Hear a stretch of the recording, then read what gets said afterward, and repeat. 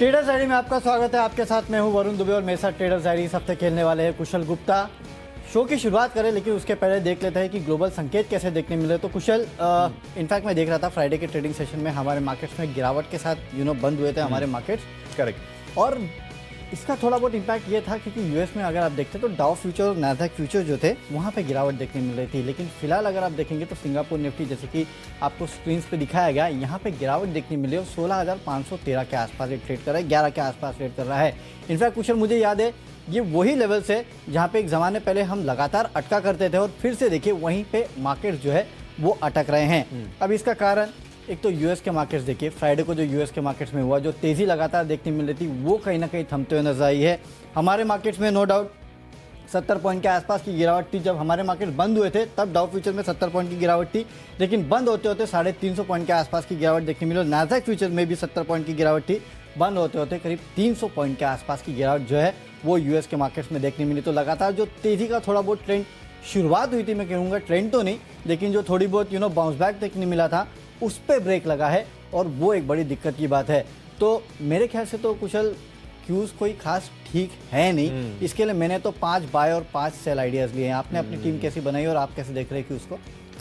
देखिए वरुण, जिस तरह से क्यूज आ रहे हैं डेफिनेटली थोड़ा सा खराब तो लग ही रहा है, क्योंकि अगर आप देखें तो एफआईआईज लगातार बिकवाली कर रहे हैं। ऊपर से सऊदी अरब ने जो दाम बढ़ाए हैं कच्चे तेल के वो कहीं ना कहीं, और एशिया स्पेसिफिक अगर आप बात करें तो वहाँ पर क्लियर कट इम्पैक्ट जो है भारतीय इंपोर्ट्स पर भी आता हुआ नजर आ सकता है। तो ऑलरेडी हम इन्फ्लेशन की चिंता से घिरे हुए हैं और मोस्ट इंपॉर्टेंटली आज से आरबीआई की क्रेडिट पॉलिसी भी शुरू होने वाली है। तो 40 बेसिस पॉइंट्स का तो हाइक उन्होंने अकस्मात किया था, बट लार्जली अब देखना होगा कि 8 तारीख को जब इस पर फैसला सुनाया जाएगा तो कितने बेसिस पॉइंट्स की हाइक होती है। 50 बेसिस पॉइंट मार्केट यही मान के चल रहा है।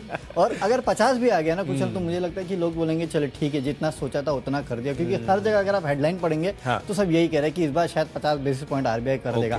और अगर 25 किया तो मार्केट इसको काफी अच्छा रिजॉइस करेगा, डेफिनेटली रिजॉइस करेगा। क्योंकि अगर देखिए कुशल, वही है ना कि इतना पेसिमिज्म है रेट हाइक को लेकर कि अब सब मान के ही चल रहे हैं कि इस साल करीब 1-1.5% के आसपास की रेट हाइक तो हो ही जाएगी, और उसमें अगर थोड़ा भी कम हो गया तो शायद मार्केट उसको अच्छा मान के चलेगा। इसके लिए मैं कह रहा हूँ 50 बेसिस पॉइंट तो आप मान के ही चलिए। तो डेफिनेटली इस पर नजर आएगा, और इसी वजह से खासकर अगर आप देखें तो बैंकिंग स्टॉक्स पर आपको पूरे हफ्ते जो है अपना नजर, अपना फोकस जो है वो बनाए रखना है। तो चलिए अपनी पारी की शुरुआत कर लेते हैं। मेरी भी मिक्स ही है लार्जली, कुछ खरीदारी के हैं, कुछ बिकवाली के कॉल्स हैं।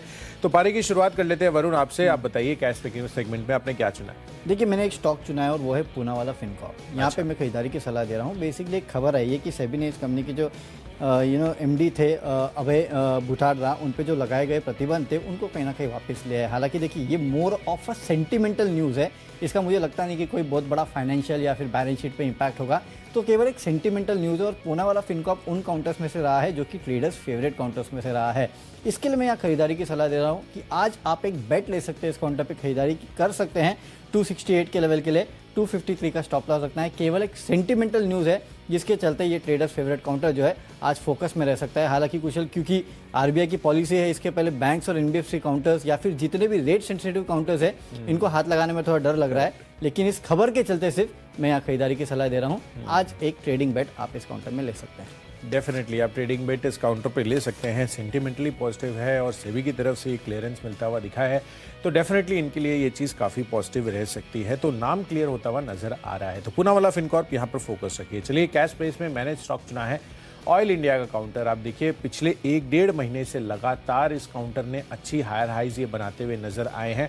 और स्पेसिफिकली अगर आप देखें तो यहाँ पर जिस तरह से कच्चे तेल में अब फिर से उबाल आता हुआ नजर आएगा, जिस तरह से इधर प्राइस इंक्रीज किए हैं सऊदी अरब ने, मुझे लग रहा है कि यहाँ पर इनके लिए फिर से अगेन जो भी ऑयल प्रोड्यूसर्स हैं उनके लिए पॉजिटिविटी बन सकती है। इनफैक्ट अगर आप देखें तो 258 रुपये का टारगेट तो मैंने अभी के लिए दिया है। 251 रुपये की प्राइसिंग ऑलरेडी आ चुके हैं इसमें, और 1 अक्टूबर 2021 यानी कि पिछले साल अक्टूबर में यहाँ पर 267-70 रुपये का 52 वीक हाई बना है, और बहुत ही जल्द ये लेवल्स भी ये क्रॉस करते हुए नजर आ सकते हैं। जिस तरह से अभी हम कच्चे तेल की पोजीशन देख रहे हैं, तो उस चीज़ को ध्यान में रखते हुए कैश सेगमेंट से आपको ऑयल इंडिया में खरीदारी करने की राय है। 251 की प्राइसिंग है, 258 रुपये का मैंने टारगेट दिया है, बट बाजारों की वॉलेटिलिटी ऐसी है कि आपको स्टॉप लॉस जो है टाइटली यहाँ पर 247 रुपीज़ का लगाकर चलना है। तो कैश सेगमेंट में यहाँ पर फोकस रखिए। फ्यूचर्स कैटेगरी की अब तरफ बढ़ते हैं, और यहाँ पर भी मैंने ऑयल ड्रिवन स्टॉक चुना है, वो है इंटरग्लोब एविएशन का। यहाँ पर आपको बिकवाली करने की राय है। और बिकवाली करने की राय क्यों है? दो वजह है। सबसे पहले तो जिस तरह से सऊदी अरब ने यहाँ पर जुलाई के कॉन्ट्रैक्ट्स के लिए अपने दाम बढ़ाए हैं, इनफैक्ट ₹1.5 का हमारा अनुमान था, इनफैक्ट स्ट्रीट का अनुमान था कि इतने ये प्राइस इंक्रीज करेंगे, उसके मुकाबले $2.1 प्रति बैरल से यहाँ पर ये प्राइस इंक्रीज किए गए हैं, जिस वजह से इंटरग्लोब एविएशन के लिए ETF की कीमतों के लिए यहाँ पर ये नेगेटिव हो सकता है। एंड लार्जली अगर आप देखें तो यहाँ पर भारत में आपको कोविड के केसेस भी अब धीरे धीरे बढ़ते हुए नजर आएंगे, जिस तरह से अब अपडेट आते हुए नजर आ रहे हैं, तो उसका एक सेंटिमेंटल इंपैक्ट आपको नेगेटिवली यहाँ पर आता हुआ दिख सकता है। एंड थर्ड पॉइंट, इनफैक्ट एक बोनस पॉइंट मैं आपको कहूंगा कि यहाँ पर आप देखिए मॉनसून सीजन अब शुरू होने वाला है, तो लार्जली अगर आप देखें तो यहाँ पर जो समर वेकेशन की जितनी डिमांड थी वो कहीं ना कहीं अब घटती हुई भी नजर आ सकती है। तो आगे का थोड़ा सा जो 2-3 महीने का आउटलुक है वो थोड़ा सा डिप नजर आ रहा है। तो इंटरग्लोब एविएशन उसी वजह से मुझे लग रहा है कि आज आपको बिकवाली करना चाहिए।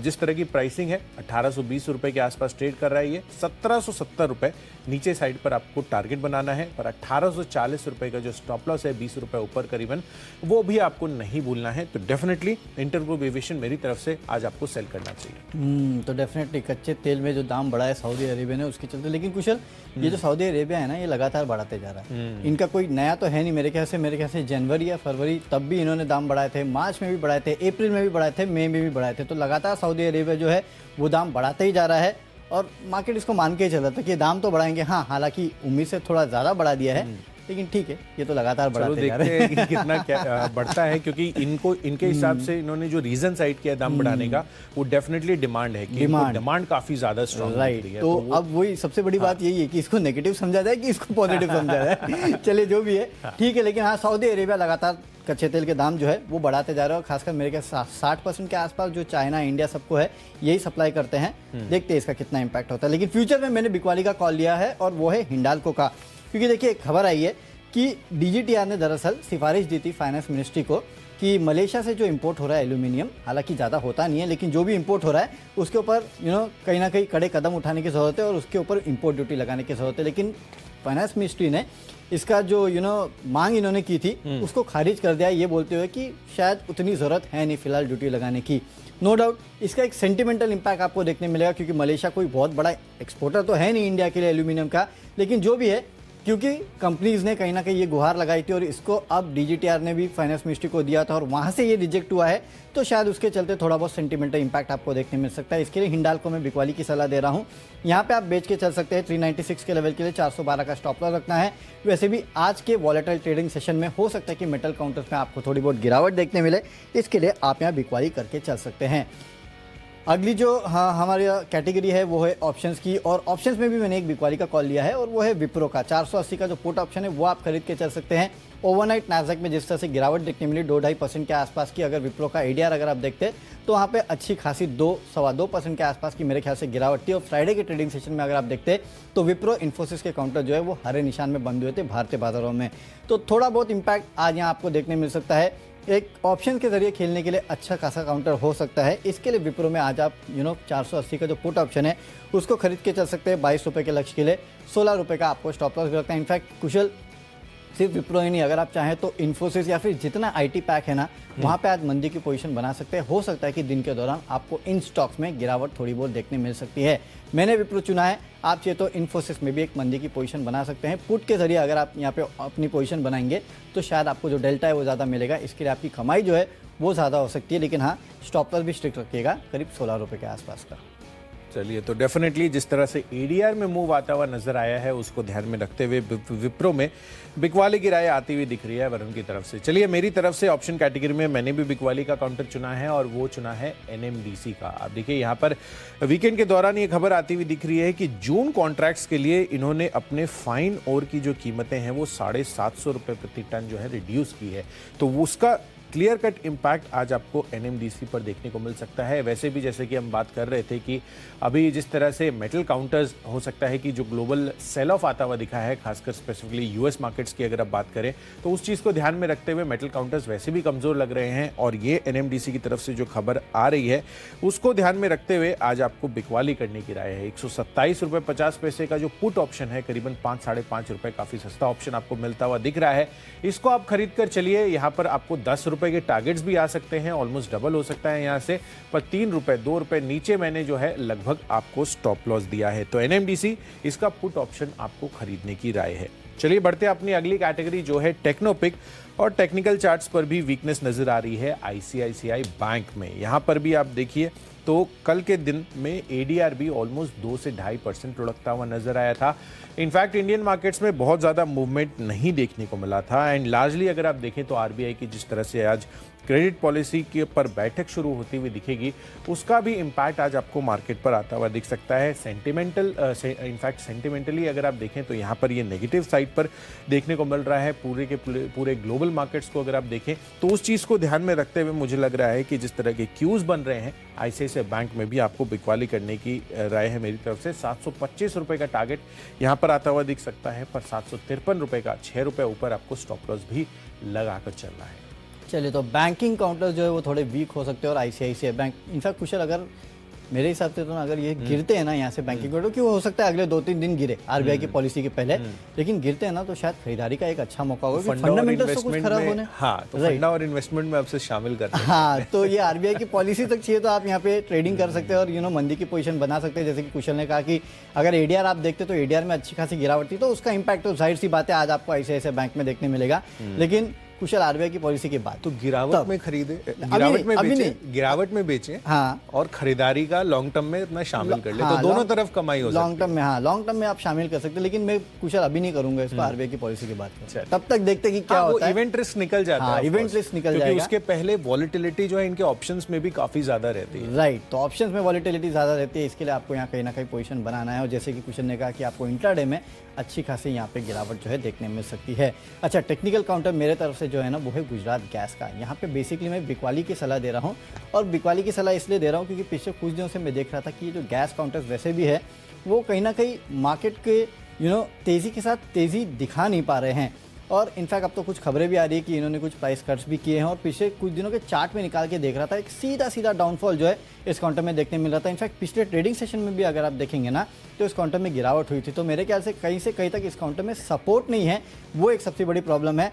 और इसके लिए आप यहाँ बिकवाली कर सकते हैं 540 के आसपास के लक्ष्य के लिए 565 का आपको एक स्ट्रिक्ट स्टॉप लॉस भी रखना है। तो चलिए, टेक्निकल स्टॉक तक तो हम पहुंच चुके हैं, चलते हैं अगली कैटेगरी जो कि फंडामेंटल कैटेगरी। और देखिए कुशल, फंडामेंटली मुझे एक टेक्सटाइल काउंटर पसंद है, और बेसिकली आज मैंने जितनी भी खरीदारी के कॉल लिया या फिर बिकवाली के कॉल लिया ना उसमें टेक्निकल्स ज़्यादा है, और वो है सेंचुरी टेक्सटाइल। यहाँ पे आपको खरीदारी करना है। पिछले कुछ दिनों से मैं देख रहा था इस कंपनी का चार्ट, एक बेहतरीन नीचे के निचले स्तर से काउंटर में रिकवरी देखने मिली है, और मुझे लगता है कि ये रिकवरी जो है आगे भी सस्टेन करेगी।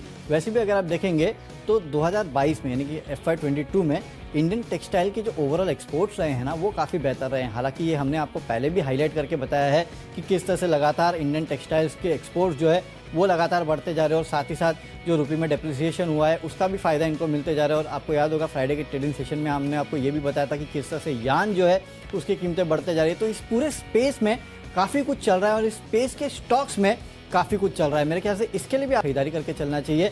सेंचुरी टेक्सटाइल में आप खरीदारी करके चलेगा करीब 920 के आसपास के लक्ष्य के लिए 870 का आपको स्टॉप लॉस भी रखना है। हालांकि इस कंपनी के बाकी कारोबार भी है, लेकिन ओवरऑल अगर आप देखेंगे तो स्पेस में तेज़ी है, और इस स्टॉक का अगर आप चार्ट निकाल के देखेंगे तो आपको समझ में आएगा कि एक लंबी तेज़ी के लिए दरअसल ये काउंटर तैयार हो रहा है। रडार पे रखिएगा इस काउंटर को, अगर आपका टारगेट आ जाता है तो भी स्टॉप लॉस को अपना ट्रेल कीजिएगा और इसमें पोजीशन बना के रखना है। थोड़े दिन का टाइम दीजिएगा, अच्छी खासी तेज़ी इस काउंटर में देखने मिल सकती है। इसके सेंचुरी टेक्सटाइल ये है मेरी तरफ से फंडा पिक। तो चलिए, टेक्निकल चार्ट्स और फंडामेंटली जो रीजन साइड किए हैं वरुण ने, उसको ध्यान में रखते हुए सेंचुरी टेक्सटाइल्स आपको फोकस में रखना है। फंडामेंटली मुझे काउंटर पसंद आ रहा है धानुका एग्रीटेक का, यहाँ पर खरीदारी करने की राय है।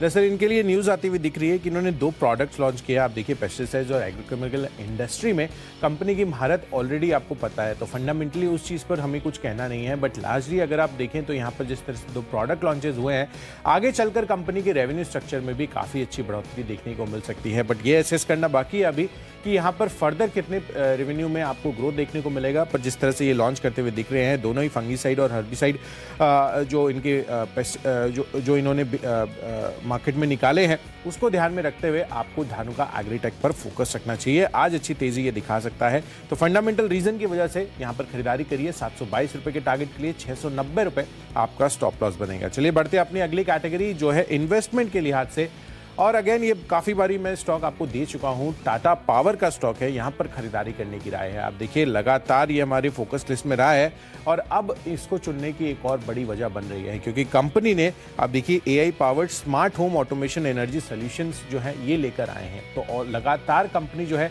प्रोडक्ट इनोवेशंस कर रही है। सोलर रिन्यूएबल एनर्जी में इनका काफ़ी बड़ा ऑलरेडी फोकस बन चुका है और अब फर्दर फॉरवर्ड इंटीग्रेशन यहाँ पर ये करते हुए नजर आ रहे हैं। तो आगे चलकर अगर आप देखें तो यहाँ पर अगर इनको रिन्यूएबल एनर्जी से ये सब प्रोडक्ट्स को कनेक्ट कर देते हैं तो डेफिनेटली इनके लिए काफ़ी अच्छे रेवेन्यू स्ट्रीम जनरेट हो सकती है। एंड ऑलरेडी हम देख ही रहे हैं कि ईवी इंफ्रा को लेकर कंपनी कितने आगे बढ़ चुकी है, इनका किस तरह से चार्जिंग इंफ्रा जो है इन्होंने देश में सेटअप कर लिया है और टाटा के साथ तो ऑलरेडी टाटा मोटर्स के साथ आप देखिए यहाँ पर इनका ऑलरेडी टाई अप्स है। तो कहीं ना कहीं ओवरऑल जितने भी फैक्टर्स हैं वो टाटा पावर के फेवर में ही जाते हुए नजर आ रहे हैं और इसी वजह से इसको चुनने की वजह जो है लगातार मेरी स्ट्रांग होती जा रही है। तो अगले एक साल के लिए यहाँ पर खरीदारी कीजिए। 290-300 रुपए तक के टारगेट जो है आपको यहाँ पर देखने को मिल सकते हैं और फर्दर अगर न्यूज़ की डेवलपमेंट्स होती है तो यहाँ पर और अच्छी लेगअप आपको देखने को मिल सकता है। चलिए, तो टाटा पावर यहाँ पे आपको खरीदारी करना है और निवेश का स्टॉक जो मेरा है वो है BSE लिमिटेड। देखिए ये भी more of a technical pick है और क्योंकि स्टॉक में ऊपरी स्तर से अच्छी करेक्शन देखने मिली है तो खरीदारी के अच्छे मौके बनते हैं। मैं इस स्टॉक को देख रहा था, करीब 650 के आसपास के लेवल से स्टॉक में एक अच्छा खासा रिबाउंड देखने मिला था और वहाँ से करीब 760 के आसपास काउंटर जो है वो निकल के आया है। यहाँ से अगला जो पहला रेजिस्टेंस निकल के आता है वो है 790 का और उसके बाद अगर आप देखेंगे तो अगला सीधा जो लेवल निकल के आता है वो करीब 896 का है। प्रिसाइसली अगर मैं आपको बताऊं तो 896 का लेवल निकल के आता है। तो ये दो इंपॉर्टेंट रेजिस्टेंस है जहां को जिस लेवल को ये काउंटर टेस्ट कर सकता है, वो भी इसलिए क्योंकि टेक्निकल अगर आप देखेंगे तो पिछले कुछ दिनों में काफ़ी बेहतरीन जो टेक्निकल चार्ट है इस काउंटर में देखने मिल रहे हैं। एक बात समझ में आती है कि इस काउंटर में नीचे स्टोर में अच्छी खासी खरीदारी हो रही है जो कि स्टॉक को पुशअप कर रहा है। तो अगले दो रेजिस्टेंस लेवल के लिए आप यहाँ खरीदारी करके चल सकते हैं। अगर आपका थोड़ा भी शॉर्ट टर्म का व्यू है तो 790 का लेवल है जिसको आपको यहाँ पे रडार पे रखना है। अगर उसको क्रॉस करता है तो अगला लेवल जो है करीब 900 रुपए के आसपास के आपको देखने मिल सकते हैं। फंडामेंटल स्टोरी बताने की जरूरत नहीं है क्योंकि आप सब जानते हैं कि फंडामेंटली कितना स्ट्रांग है, लेकिन टेक्निकल स्टोरी जो है वो अब इस काउंटर में प्ले आउट होते हुए नजर आ रही है। इसके लिए अगले 4 महीनों में 900 के आसपास के लेवल के लिए आपको यहाँ खरीदारी करके चलना है। अगला है खबरों के दम पे और खबरों के दम पे जो स्टॉक मुझे पसंद है वो है नाल्को, लेकिन यहाँ पे बिकवाली आपको करनी है जो कि हिंडाल्को की मैंने आपको स्टोरी बताई कि किस तरह से मलेशिया से जो एल्यूमिनियम इंपोर्ट्स है जिस पे कहीं ना कहीं ड्यूटी लगाने की बात की जा रही थी उसको फाइनेंस मिनिस्ट्री ने खारिज किया है, तो उसका इंपैक्ट आज आपको नाल्को पे भी देखने मिलेगा। फ्यूचर्स में बिकवाली करके चलेगा 89 के लेवल्स के लिए 93.5 का आपको एक स्टिक स्टॉप लॉस भी यहाँ पे रखना है। चलिए, तो नाल्को भी बेचकर चलिए। यहाँ पर जिस तरह की खबर का डेवलपमेंट हो रहा है उस वजह से यहाँ पर सेंटिमेंटली आपको नेगेटिव इंपैक्ट भी देखने को मिल सकता है। चलिए, खबरों के दम पर मैंने खरीदारी का काउंटर चुना है और ये है वी गार्ड। यहाँ पर खरीदना है आपको। दरअसल यहाँ पर SBI म्यूचुअल फंड ने अपनी हिस्सेदारी बढ़ाई है। इनफैक्ट अगर आप देखें तो इन्होंने ओपन मार्केट से लगभग 60,000 शेयरों की खरीदारी की है और वी गार्ड के लिए पॉजिटिव साबित हो सकता है। और अब SBI म्यूचुअल फंड की जो कुल हिस्सेदारी है 9.04% हो चुकी है। तो डेफिनेटली यहाँ पर खरीदारी करने की राय है। पॉजिटिव फंड एक्शन पर आपको अच्छी तेजी आज यहां पर देखने को मिल सकती है। तो 240 रुपए के टारगेट के लिए खरीदारी करना है। 229 रुपए आपका स्टॉप लॉस बनेगा। तो चलिए, खबरों के दम पर तो हमने आपको स्टॉक्स बता दिए हैं, लेकिन अभी भी आखिरी कैटेगरी है माई चॉइस। कुशल, यहाँ पे मेरे तरफ से 2 खरीदारी के एक बिकवाली का कॉल है। तो सबसे पहले जो खरीदारी का कॉल है वो आपको बता देता हूँ। डॉक्टर लाल, यहाँ पे खरीदारी करना है। नो डाउट कुशल आपने बताया था जैसे कि हमको कि इसके फंडामेंटल्स इन कंपनियों के किस तरह से खराब हो रहे हैं। करेक्ट, उसमें तो कोई डाउट नहीं है, फंडामेंटल्स तो खराब हो चुके हैं, लेकिन पिछले कुछ दिनों से अगर आप देखेंगे तो इन काउंटर्स में निचले स्तर से खरीदारी आई है। अब क्यों? क्योंकि कहीं कहीं अगर आप देखेंगे तो थोड़े बहुत कोविड के केसेस बढ़ रहे हैं और कुछ नॉन पर्सनैलिटीज़ के नाम जो है वो अब सामने आ रहे हैं और इसके लिए मुझे लगता है कि शायद यहाँ पे एक फिर से इन काउंटर्स में खरीदने का मौका बनता है। इसके लिए डॉक्टर लाल जो है मेट्रोपोलिस थायरो का जो काउंटर आपको खरीदना है खरीदिए, लेकिन पिछले 2 ट्रेडिंग सेशन में मैं देख रहा था डॉक्टर लाल और मेट्रोपोलिस में खासकर आपको यहाँ पे खरीदारी देखने मिल रही है। इसके लिए आप यहाँ खरीदारी कर सकते हैं। अच्छी खासी तेजी बन सकती है। थायरो केयर हालांकि मुझे उतना पसंद नहीं है, इसके लिए डॉक्टर लाल में खरीदारी कीजिएगा। 2175 के लक्ष्य के लिए 2050 का आपको स्टॉप लॉस रखना है। अगला है माई चॉइस में एक बिकवाली का कॉल, वो है टाटा मोटर्स। यहाँ पे आपको फ्यूचर में बिकवाली करनी है क्योंकि ओवरनाइट अगर आप देखेंगे तो ADR में अच्छी खासी गिरावट आई थी, करीब 4% के आसपास की गिरावट थी। तो कोई ज़्यादा ही प्रेशर देखने मिला था। नो डाउट भारतीय बाजारों में भी फ्राइडे के ट्रेडिंग सेशन में गिरा था, लेकिन कुछ ज़्यादा प्रेशर यहाँ पे था। इसके लिए आप बिकवाली करके चल सकते हैं। 420 के लक्ष्य के लिए 438 का टाटा मोटर्स में आप एक स्टॉप लॉस रखेगा। और आखिरी में IDBI बैंक पे आपको खरीदारी करना है क्योंकि खबरें यह है कि फेयरफैक्स इंडिया होल्डिंग जो है इसमें हिस्सेदारी खरीद सकता है। इस तरह की खबरें निकल के आ रही है, तो इस खबर के चलते हो सकता है कि IDBI बैंक में थोड़ी बहुत तेजी देखने मिल सकती है। 39 के लेवल्स के लिए खरीदारी करना है, 35.5 का आपको रखना है स्ट्रिक्ट स्टॉप लॉस। तो चलिए माई चॉइस कैटेगरी में मेरी तरफ से तीनों के तीनों बिकवाली के कॉल है, जिसमें सबसे पहला है इंडियन होटल्स, जहां पर आपको बिकवाली करने की राय है। काफ़ी दिनों से हम ऑलरेडी इसको खरीदारी का जो है अपनी राय दे रहे थे, बट अब अगर आप देखें तो मानसून सीजन शुरू होने वाला है, तो हो सकता है कि ऑफ पीक सीजन की वजह से कहीं ना कहीं इस पे डिमांड पर असर पड़ता हुआ दिखे। और जैसा कि वरुण अभी बता रहे थे डॉक्टर लाल लैब्स के लिए कि कोविड केसेस थोड़े से बढ़ते हुए नजर आ रहे हैं, तो अगर आगे चलकर थोड़े से रिस्ट्रिक्शंस आते हैं तो हो सकता है कि इंडियन होटल्स पर इसकी जो ऑक्यूपेंसी रेशियो है और इसकी जो डिमांड है उस पर असर आता हुआ दिखे। तो सेंटिमेंटली एक नेगेटिव माहौल जो है आपको इंडियन होटल्स पे आता हुआ दिख सकता है। तो 226 रुपए के टारगेट के लिए यहाँ पर बिकवाली करनी है, 237 रुपए आपका स्टॉप लॉस बनेगा। चलिए बढ़ते हैं दूसरे कॉल की तरफ, और मेरी तरफ से दूसरा कॉल है भारत फोर्ज पर, जहां पर आपको बिकवाली करने की राय है। देखिए भारत फोर्ज पर जिस तरह के यहाँ पर ब्रोकरेज रिपोर्ट्स भी आ रही हैं, स्पेसिफिकली अगर आप बैंक ऑफ अमेरिका की रिपोर्ट देखें तो यहाँ पर अंडर परफॉर्म की रेटिंग इन्होंने बरकरार रखी है और 520 रुपए के टारगेट ये देते हुए दिख रहे हैं। और ये इसलिए भी क्योंकि हम देख ही रहे थे 2 दिन पहले भी हमने आपको बताया था कि किस तरह से क्लास 8 ट्रक्स के ऑर्डर्स पर वहां पर आपको दबाव देखने को मिला है। तो एक क्लियर कट ये लीड इंडिकेटर है कि डिमांड पर सॉफ्टनिंग आपको आती हुई दिख रही है। तो यहाँ पर अगर आप देखें तो भारत फोर्ज पर इंपैक्ट आता हुआ दिख सकता है। 640 रुपए के टारगेट के लिए बिकवाली कीजिए, 670 रुपए आपका स्टॉप लॉस होगा। एंड मेटल्स अगेन आज के सत्र में कमजोरी दिखा सकते हैं। यूएस मार्केट्स में जिस तरह से कमजोरी आती हुई दिखी, तो उस चीज को ध्यान में रखते हुए JSW स्टील यहां पर बिकवाली करने की राय है। 550 रुपए के टारगेट के लिए 570 हायर साइड पर आपका स्टॉप लॉस बनेगा। चलिए स्टॉक्स की सूची पूरी हो चुकी है, फटाफट देख लेते हैं कौन से स्टॉक्स को हमने अपनी टीम में शामिल किया है। सबसे पहले कैश का काउंटर है पूनावाला फिनकॉर्प, यहाँ पे आप खरीदारी करके चल सकते हैं। फ्यूचर्स में हिंडाल्को में आपको बिकवाली करनी है। ऑप्शंस में विप्रो का 480 का पुट ऑप्शन खरीदना है। आईटी में प्रेशर रह सकता है, 22 रुपए के लक्ष्य आपको देखने मिलेंगे। टेक्निकली गुजरात गैस काफ़ी कमज़ोर लगता है, 540 के लक्ष्य के लिए आप यहाँ फ्यूचर्स में बिकवाली कीजिएगा। फंडामेंटली सेंचुरी टेक्सटाइल अच्छा लगता है, यहाँ पे खरीदारी करना है। 920 के लक्ष्य के लिए निवेश करना है। BSE लिमिटेड में अगले 4 महीनों में 900 रुपये के आसपास के लक्ष्य अकाउंट आपको दिखा सकता है। खबरें नाल्को में है, यहाँ पे बिकवाली कीजिएगा। माई चॉइस में डॉक्टर लाल और IDBI बैंक में करनी है खरीदारी, लेकिन टाटा मोटर्स के फ्यूचर्स में आपको करनी है बिकवाली 420 के लक्ष्य के लिए। और आज का मेरा बेस्ट पिक है नाल्को, क्योंकि खबर है कि मलेशिया से इंपोर्ट होने वाले जो एल्यूमिनियम प्रोडक्ट है उन पे इंपोर्ट ड्यूटी अब नहीं लगेगी। DGTR की सिफारिशों पे वित्त मंत्री ने कहीं ना कहीं खारिज कर दिया है, तो उसका इंपैक्ट आपको देखने मिलेगा। 89 के लक्ष्य के लिए आज बिकवाली करके चलेगा। तो चलिए कैश स्पेस से चार्ट स्ट्रक्चर बेहद मजबूत लग रहा है। ऑयल इंडिया का यहाँ पर खरीदारी करने की राय है। साथ ही फ्यूचर्स में आपको इंडिगो ये बेचकर चलना है। जिस तरह से सऊदी अरामको ने जुलाई के एशिया और यूरोप के लिए कच्चे तेल की जो कीमतें हैं वो बढ़ाते हुए नजर आ रहे हैं, अनुमान से ज़्यादा यहाँ पर बढ़ाया है इन्होंने। NMDC यहाँ पर इसका पुट ऑप्शन भी खरीद कर चलिए। जो फाइन ओर की कीमतों में इन्होंने गिरावट की है जून के कॉन्ट्रैक्ट्स के लिए, उसकी वजह से ये सेंटिमेंटली नेगेटिव हो सकता है। ICICI बैंक इनफैक्ट तमाम बैंकिंग स्टॉक्स पर फोकस रखिए। RBI की मॉनिटरी पॉलिसी आज से शुरू होती हुई दिख रही है और ओवरनाइट ADR भी इसका 2.5% गिरता हुआ दिखा। धानुका एग्रीटेक जो इन्होंने फंगीसाइड्स और हर्बिसाइड लॉन्च किया है उस वजह से फंडामेंटली पॉजिटिव बन सकते हैं। 722 रुपए के टारगेट के लिए इन्वेस्टमेंट के लिहाज से टाटा पावर पसंद आ रहा है। और न्यूज के दम पर वी गार्ड यहाँ पर पॉजिटिव फंड एक्शन होता हुआ दिखा है। और माई चॉइस कैटेगरी में इंडियन होटल्स, भारत फोर्ज और साथ ही JSW स्टील आपको बेचकर चलना है। और आज के लिए जो मेरा बेस्ट पिक है वो है इंटरग्लोब एविएशन पर। यहाँ पर आपको बिकवाली करने की राय है। कच्चा तेल आप देखिए ऑलमोस्ट $120 के आसपास ट्रेड करता हुआ नजर आ रहा है। और सऊदी अरामको ने जिस तरह की प्राइस इंक्रीज की है उस चीज को ध्यान में रखते हुए यहाँ पर बिकवाली आपको करनी चाहिए। 1770 रुपए के टारगेट के लिए इंटरग्लोब एविएशन बेचकर चले।